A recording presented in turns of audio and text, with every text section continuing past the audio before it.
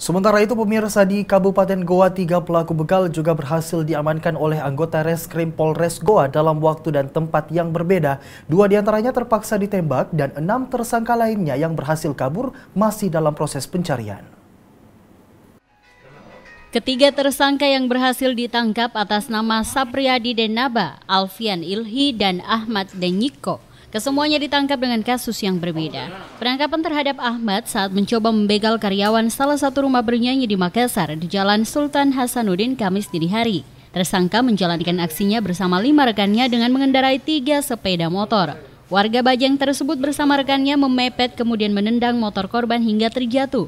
Namun sebelum mengambil barang milik korban, aksi tersangka memancing perhatian sejumlah warga dan kebetulan seorang polisi melintas di lokasi kejadian dan langsung mengejar tersangka.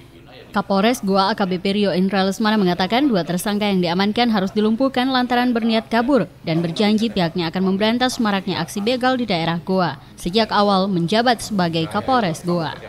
Harapan kepada masyarakat ya kembali kita butuh kerjasama yang baik untuk ada setiap informasi masalah begal-begal ini.